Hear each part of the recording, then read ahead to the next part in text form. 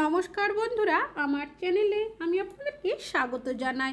হাঁটু ব্যথা, কোমরে ব্যথা, মোচের ব্যথা বা যে কোনো ধরনের জয়েন্টের ব্যথা আমাদের কম বেশি এখন অনেকেরই হয়ে থাকে। তবে যার কারণে আমরা কিন্তু পেন কিলার বা ব্যথার ওষুধের ব্যবহার করে থাকি, অনেক সময় তেলেরও ব্যবহার করে থাকি। তবে কি হয়, কিছুদিনের জন্য আমাদের সেই ব্যথা ঠিক হয়ে গেলেও আবারও কিন্তু ব্যথা করতে শুরু করে। তাছাড়াও রেগুলার ব্যথার ওষুধও কিন্তু খাওয়া ঠিক নয়।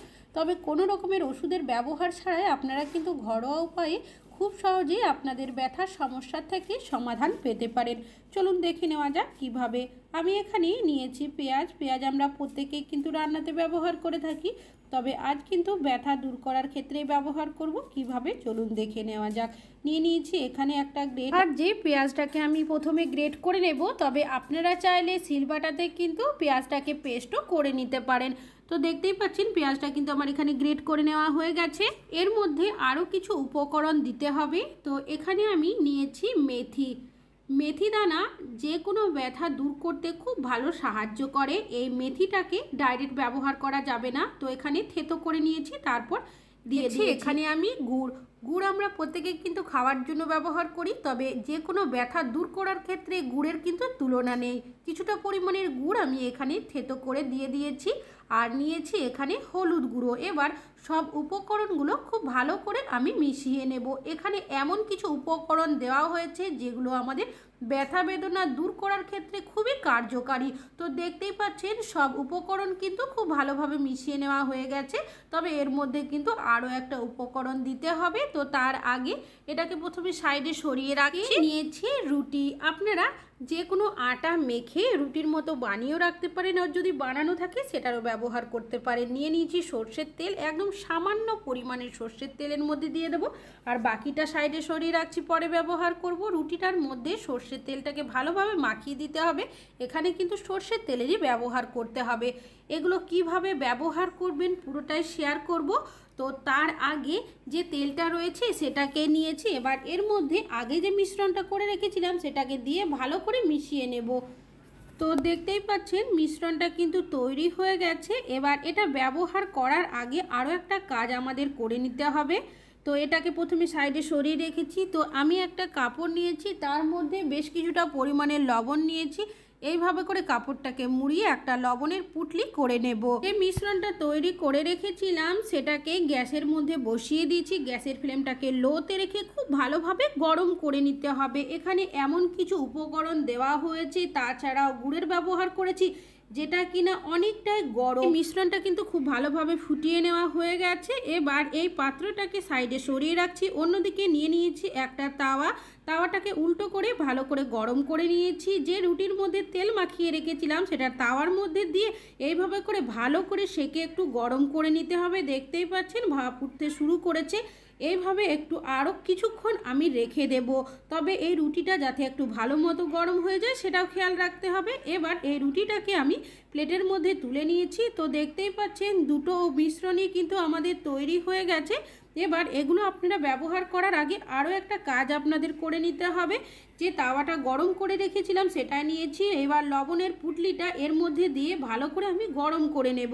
আপনারা চাইলে এখানে কড়াইয়েরও ব্যবহার করতে পারেন। এবার যে জায়গার মধ্যে আপনাদের ব্যথা করবে, সেটা জয়েন্টের ব্যথা হতে পারে, মোচের ব্যথা হতে পারে, হাঁটু কোমর, যে জায়গাতে ব্যথা করবে সেই জায়গাতে কিন্তু আপনারা এইভাবে করে যদি সেক দেন, দেখবেন সকাল সন্ধ্যা যদি এইভাবে সেক দেওয়া হয় ব্যথা কিন্তু অনেকটাই কম হয়ে যাবে। তবে যাদের তুলনামূলকভাবে কম থাকবে তারা যদি এইভাবে করে কাজটি করেন এতেই কিন্তু কম হয়ে যাবে। তবে অনেকেরই দেখবেন প্রচণ্ড পরিমাণের ব্যথা করে, অসহ্য ব্যথা যেটা সহ্য করা যায় না, নানা ধরনের ওষুধের ব্যবহার করে। সেক্ষেত্রে আপনারা কিভাবে ব্যথাটা দূর করবেন। তো এইভাবে অবশ্যই সেক তো দিতেই হবে। সেক দেওয়ার পর যে মিশ্রণটা তৈরি করে রেখেছিলাম সেটা কিন্তু ঠান্ডা করা যাবে না। এটা যাতে কুসুম গরম অবস্থায় থাকে, সেই অবস্থাতেই মিশ্রণে যে তেলটা রয়েছে সেটা দিয়ে আপনারা এভাবে করে মালিশ করতে থাকবেন। আপনারা বেশি পরিমাণের বানিয়েও রেখে দিতে পারেন, তবে যখন ব্যবহার করবেন তেলটা কুসুম গরম করে নেবেন। এইভাবে করে অনেক সময় দেখবেন পা ফাটলেও নিচের সাইড ব্যথা করে বা পায়ের তলার দিকটা ব্যথা করে, অনেকে ঠিকভাবে দাঁড়াতে পারে না, হাঁটাচলা করতে পারে না। বিশেষ করে যে বয়স্করা থাকে তাদের দেখবেন এই ধরনের সমস্যা হয়ে থাকে। পায়ের আঙুলের মধ্যে অনেক সময় টান ধরে যায়। তো এইভাবে করে আপনারা পুরো পায়ের মধ্যে কিন্তু তেলটা দিয়ে মালিশ করতে পারেন। তাছাড়াও এখন যেহেতু শীতের সময় দেখবেন আমাদের হাত পা অনেকটাই রুক্ষ শুষ্ক হয়ে যায়, তো আপনারা রাত্রে শোয়ার আগে যদি এইভাবে করে মালিশ করে নেন, সেক্ষেত্রে যদি কোনো ব্যথা বেদনা থাকে সেটা তো চলে যাবেই। তাছাড়াও আপনাদের যদি ব্যথা নাও থাকে, এইভাবে যদি সপ্তাহে একদিনও কাজটি করেন, দেখবেন অনেকটাই কিন্তু আপনারা আরাম অনুভব করবেন। এইভাবে করে আপনারা আপনাদের যে কোনো ব্যথার মধ্যে কিন্তু তেলটা ব্যবহার করতে পারেন। তাছাড়াও এর মধ্যে কিন্তু কোনো কিছু আলাদা কেমিক্যালেরও ব্যবহার করা হয়নি, যার কারণে আপনাদের কিন্তু কোনো রকমের সাইড ইফেক্টও হবে না। এটা দিয়ে মালিশ করবেন, জোর দিয়ে কিন্তু করা যাবে না, হালকা হাতে এইভাবে করে মালিশ করবেন। অনেক সময় আঙুলের মধ্যেও দেখবেন আমাদের টান ধরে যায়, তো কিভাবে দেখাচ্ছি সেটা একটু লক্ষ্য করলেই কিন্তু আপনারা বুঝতে পারবেন। তবে অনেক সময় দেখবেন আমাদের অতিরিক্ত ব্যথা করে, যেটা আমরা সহ্য করতে পারি না, সেক্ষেত্রে আপনারা লবণের পুঁটলি দিয়ে সেক দিয়ে নেবেন। এইভাবে করে একটা মিশ্রণের তেল বানাবেন, আর তেলটা বানিয়ে মাঝে মধ্যে কিন্তু এইভাবে করে মালিশ করতে হবে। তবে একবার ব্যবহার করলেই যদি ভেবে থাকেন সম্পূর্ণ ব্যথা ঠিক হয়ে যাবে, তা কিন্তু নয়, এটা কখনোই সম্ভব নয়। তো এইভাবে করে আপনাদের যাদের অতিরিক্ত ব্যথা রয়েছে তারা সপ্তাহে 3 দিন করুন, দেখবেন তুলনামূলকভাবে অনেকটাই কিন্তু কম হয়ে যাবে। তবে রেগুলার কিন্তু এইভাবে করে আপনাদের স্টেপ বাই স্টেপ যদি ফলো করেন, সেক্ষেত্রে কিন্তু ব্যথাটা একদমই চলে যাবে। আপনারা নিজেরা একবার করে দেখলেই বুঝতে পারবেন যে কতটা আপনাদের কম হয়েছে। তো বাকি যে মিশ্রণটা ছিল সেটাও কিন্তু এইভাবে করে হাঁটুর মধ্যে লাগিয়ে নিয়েছি, আপনারা চাইলে কোমরের মধ্যেও কিন্তু লাগাতে পারেন। এবার যে রুটিটা আমি গরম করে সেকে রেখেছিলাম সেটা এইভাবে করে আমি পায়ের মধ্যে দিয়ে দিচ্ছি। আপনারা চাইলে এই রুটির ব্যবহার কোমরের মধ্যেও করতে পারেন। তো এইভাবে করে ভালো করে চাপ দিয়ে দিচ্ছি, যাতে করে ভেতরের জায়গাটা ভালো মতো গরম থাকে। আর যে কোনো ব্যথার জায়গায় কিন্তু আমাদের কোনোভাবেই ঠান্ডা লাগানো যাবে না, ঠান্ডা লেগে গেলে দেখবে সেই জায়গাটা কিন্তু প্রচণ্ড ব্যথা করে। বিশেষ করে শীতকাল এলে কিন্তু এই ধরনের ব্যথার সমস্যা অনেকটাই বেশি হয়ে যায়। আরও একটা মোটা ধরনের কাপড় নিয়েছি, এইভাবে করে পেঁচিয়ে এইভাবে আপনারা যদি রুটিটা ওপরে দিয়ে একটা মোটা কাপড় দিয়ে দেন, সেক্ষেত্রে কি হবে, ভেতরের জায়গাটা দেখবেন অনেকক্ষণ পর্যন্ত কিন্তু গরম থাকবে, যার কারণে আপনারা অনেকটাই আরাম অনুভব করবেন। চাইলে আপনারা রুটিটা এভাবে করে কিন্তু আপনাদের কোমরের মধ্যেও দিয়ে রাখতে পারেন, মোটা কাপড় দিয়ে ভালো করে পেঁচিয়ে রাখবেন। তবে যদি দেখেন ঠান্ডা হয়ে গেছে, সেক্ষেত্রে আবারও আপনারা রুটির তাওয়াটাকে একটু গরম করে এইভাবে করে লবণের পুঁটলি দিয়ে সেক করে নেবেন।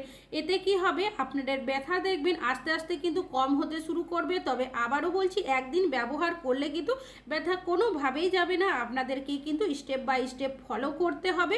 তবে আপনারা যদি পুরো স্টেপ বাই স্টেপ কাজটি করেন, অবশ্যই কিন্তু আপনাদের ব্যথা কম হয়ে যাবে। এইভাবে করে সারা রাত আপনারা কাপড়ের পট্টি লাগিয়ে যদি রেখে দেন, সকালে উঠেই দেখবেন আপনাদের ব্যথা কিন্তু অনেকটাই কম হয়ে গেছে। অনেক সময় আমরা হাঁটু ভাঁজ করতে পারি না, হাঁটাচলা করতে অনেকটাই অসুবিধা হয়, সেক্ষেত্রে আপনারা এইভাবে রাখার পর সকালে যখন দেখবেন হাঁটু ভাঁজ করবেন বা নাড়াচাড়া করবেন, আপনারা নিজেরাই বুঝতে পারবেন যে কতটা কম হয়েছে। এইভাবে রেখে দিয়েছিলাম, সকালবেলা আপনারা এই কাপড়টাকে খুলে নেবেন।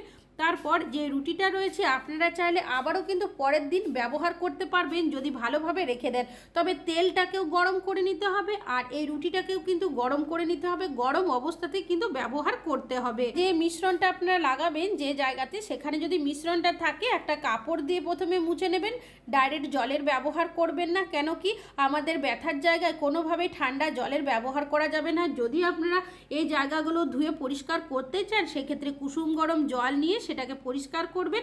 আশা করছি আপনাদের ব্যথা সারানোর এই টিপসটাও অনেক বেশি কাজে আসবে।